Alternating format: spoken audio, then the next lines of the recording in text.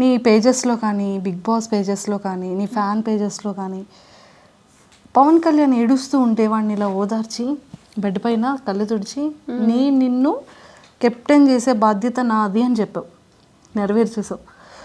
బయట కూర్చొని నీకు ఇద్దరున్నారు సపోర్ట్ చేయడానికి, నన్ను అందరూ టార్గెట్ చేసేసారు, నాకు ఎవ్వరూ సపోర్ట్ చేయలేదు అని బాధపడ్డావు.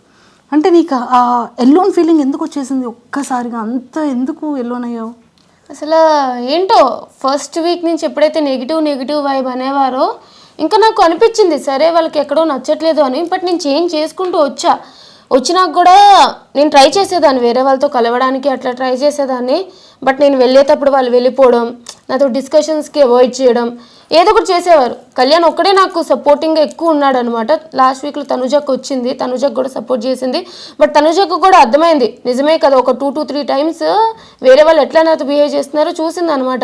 ఎందుకు వీళ్ళు టార్గెట్ చేస్తున్నారు అనే ఫీలింగ్ తనకి వచ్చింది.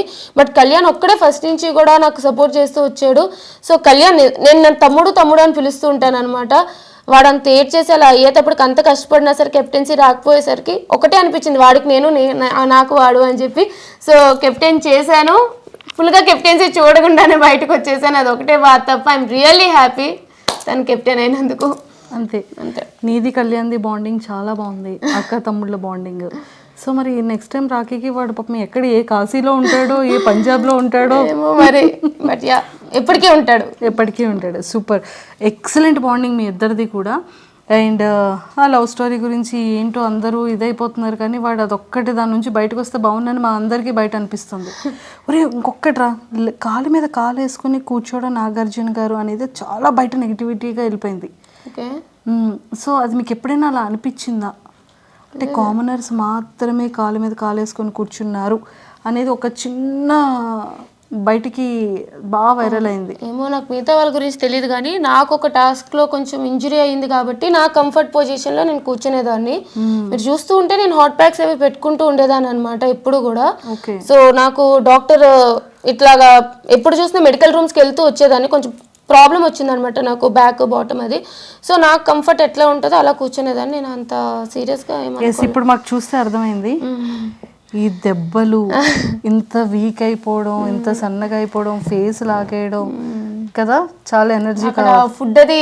ఇంకా ఇంకొకటి కూడా బాగా వైరల్ అయ్యిందిరా, 2 వైరల్ అయ్యారా. బిగ్ బాస్ కొంచెం ఫుడ్ పంపించండి బిగ్ బాస్ అని డైనింగ్ టేబుల్ మీద కూర్చొని తినేది. ఒరే ఇంకొకటి కూడా బాగా వైరల్ అయిందిరా, మిమ్మల్ని టెండెన్స్ని వార్నర్స్ పంపించారు కదా, నువ్వు 2 bags పట్టుకొని ఇలా మరి అది తీసి వెంటనే వెళ్ళిపోలి అంటే బాక్స్లో లేవో ఇంకా గార్బేజ్ బిన్లో తీసుకొని వెళ్ళిపోయానా, అది వైరల్ అయ్యిందా? అది ఇప్పుడు నీకు కెమెరా ఆఫ్ అయ్యాక చూపిస్తా. ఎక్సలెంట్ అసలు నీ ఫ్యాన్స్ చాలా హెల్తీ వేలో నిన్ను చాలా బాగా వైరల్ చేశారు.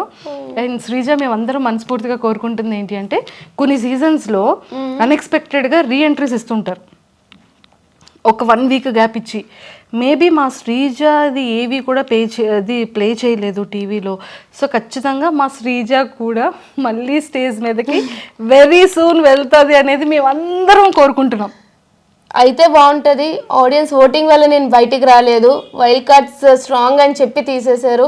సో రీఎంట్రీ నిజంగానే ఉంటే వెళ్తాను, ఈసారి కప్పు కొడతా. రీఎంట్రీ లేకపోతే కూడా చేసేదేం లేదు, ఆల్రెడీ బయట ఉన్నా.